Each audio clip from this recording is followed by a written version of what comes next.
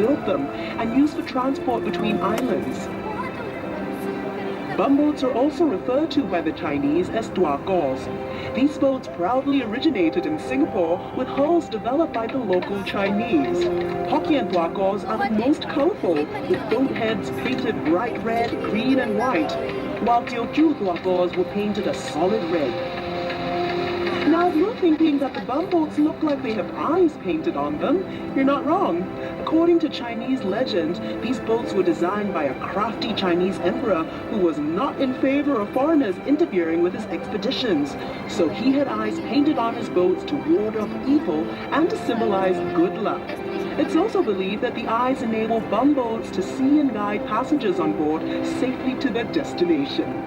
So whether you believe in legend or superstition, we can all agree that these colorful, distinctive boats are certainly eye-catching. Did you know that bumboats all but disappeared from the Singapore River during a massive cleanup of our waterways in the early 80s? However, they made a triumphant return to the Singapore River and were given a new lease of life as pleasure craft by Singapore River Cruises. From a humble fleet of just 4 bumboats, that number has grown steadily to preserve our river's charming heritage.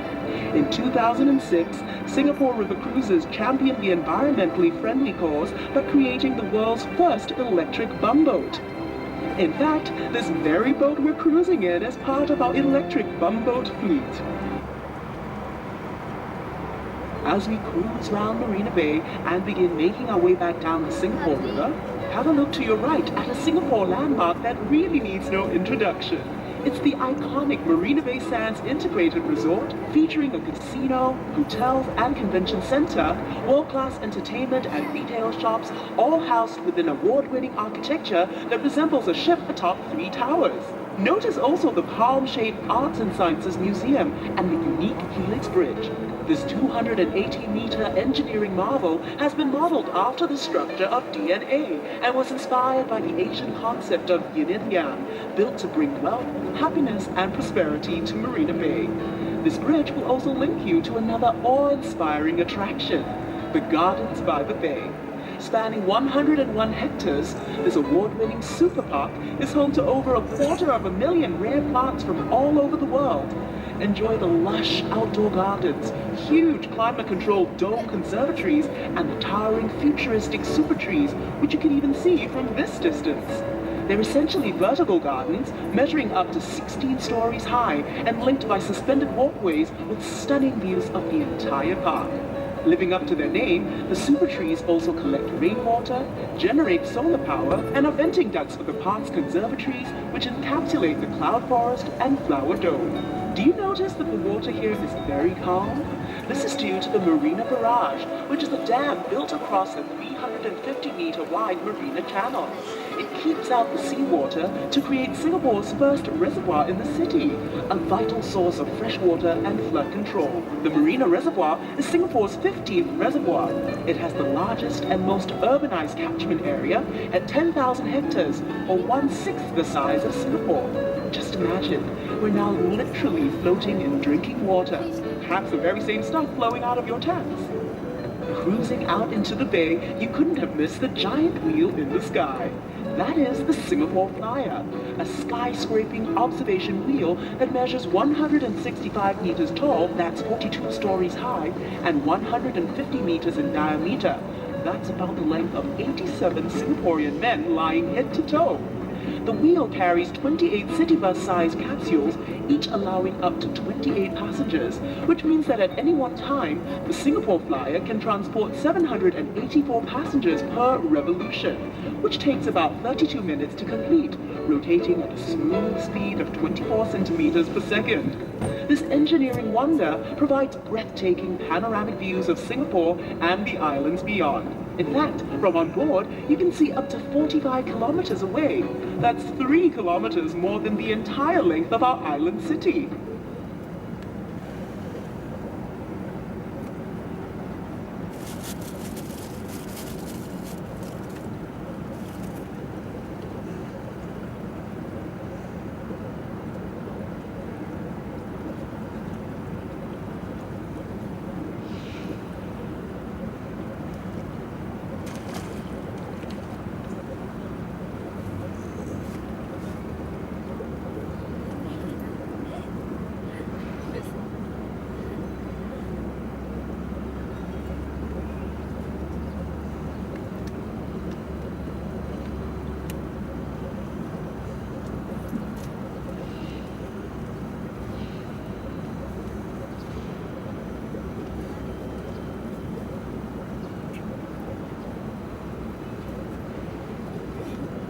पीछे आ गया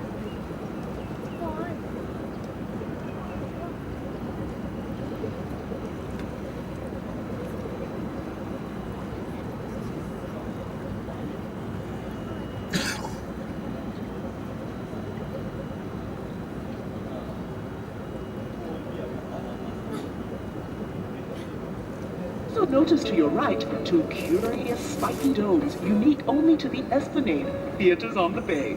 Because of its resemblance to the king of fruits, it's been affectionately nicknamed the Durians. But no worries here. Quite unlike its pungent namesake, the Esplanade Theatres on the Bay attracts hordes of hungry culture vultures eager to taste of its many blockbuster productions.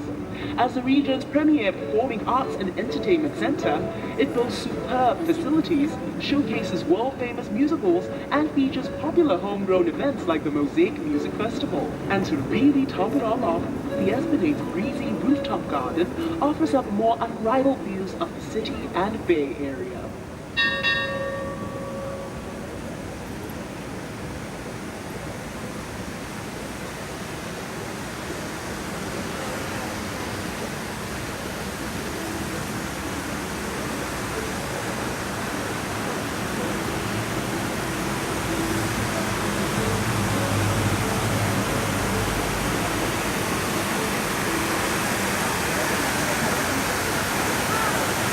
The green area to your right was once lined with lovely European-style houses that brought to mind the fashionable elegance of London's Mayfair.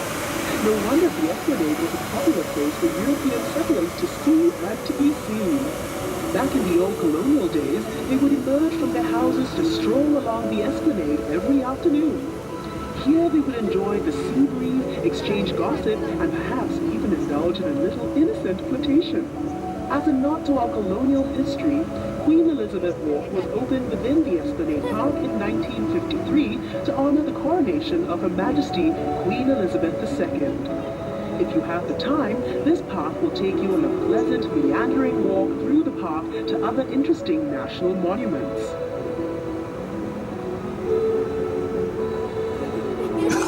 The bridge straight ahead of us is Anderson Bridge, named after Sir John Anderson, yet another governor of the Straits Settlements. This elegant arch displays an excellent combination of intricate plaster and metalwork, whilst its curved structure provides high resistance to bending force, which comes in really handy since it supports the heavy weight of vehicles zipping back and forth daily.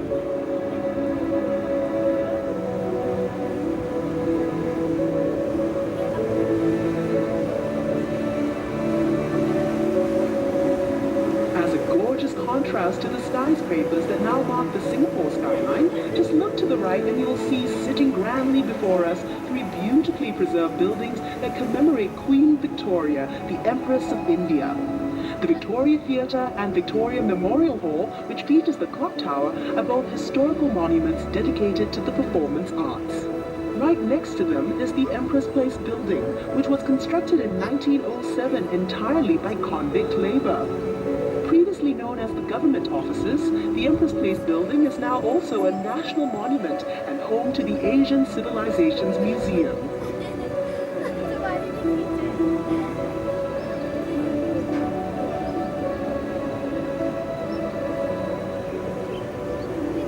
The Asian Civilizations Museum is a treasure trove of history and culture that will introduce you to the world of Asian traditions. The museum features over 1,600 treasured artifacts in 4 themed geographical zones and includes a Singapore River gallery dedicated to the history and people of our beloved river. Be sure to check it out for an even more intimate picture of the things you've seen and learned on this river cruise.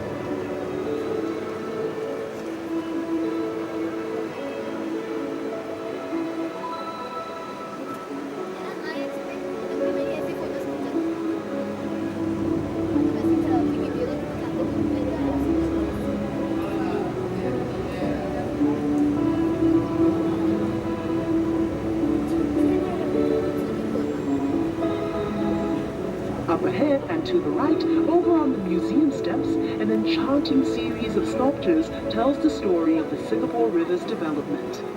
Meet our nation's pioneers, coolies, merchants, traders, and financiers, all immortalized in beautifully cast bronze. there are many other surprising sculptures that dot the Singapore River promenade, and if you decide to take an exploratory walk, we promise you won't be disappointed.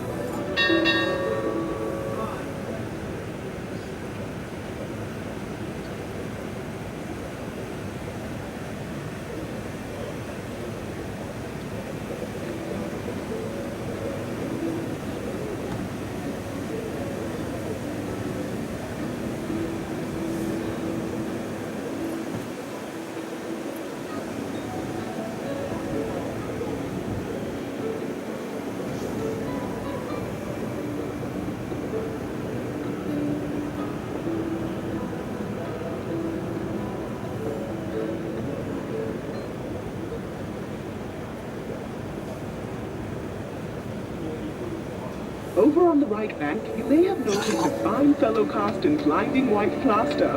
Englishman Sir Thomas Stamford Raffles, the founder of modern Singapore. The statue marks the spot where Sir Raffles is thought to have first landed in Singapore in 1819. Back then, Singapore was only a sleepy little fishing village, but Raffles saw enormous potential due to her location along the main shipping route between India and China. After signing an agreement with Singapore's then ruler, Sultan Hussein of Johor, Raffles set about establishing a trading post and free port on the island for England's East India Company. He developed a town plan, drawing up residential, administrative, and commercial districts along the riverbanks of this budding island city. The large building we're passing on the right was Singapore's first courthouse, after which it became Parliament House up till 1999, when the new Parliament House was developed just next to it. What is that strange disc hovering over Parliament House? Is it a bird? Is it a plane? Is it a UFO? Don't worry, what looked like something out of a sci-fi movie is actually part of the Supreme Court of Singapore. Now this is Elgin Bridge, named after the then Governor-General of India, Lord Elgin. Fittingly, the bridge served as a link between the Indian merchants on the north side of the river and the Chinese community on the south side in the days of our colonial past.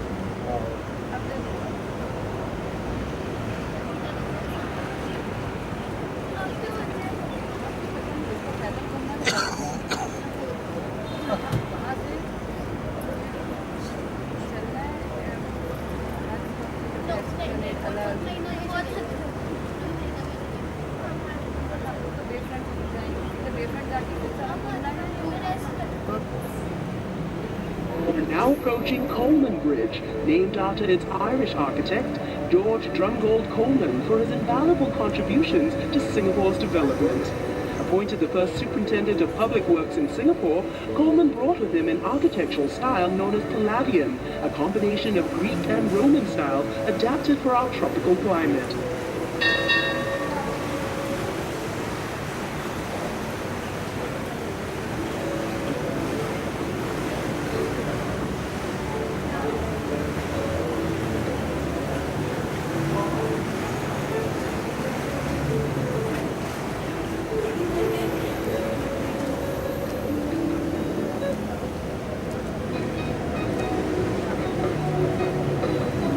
There you have it. We finally come full circle, traveling from the heart of Singapore and along its vital, vibrant lifelines. Thank you very much for joining us on the Singapore River Cruise. We trust you've enjoyed your journey on the world's first environmentally friendly electric bumboats, and hope you'll tell all your friends and family about this unique experience. We'd love to show them around too. So until next time, from all of us at Singapore River Cruise, we wish you a lovely and unforgettable stay in Singapore.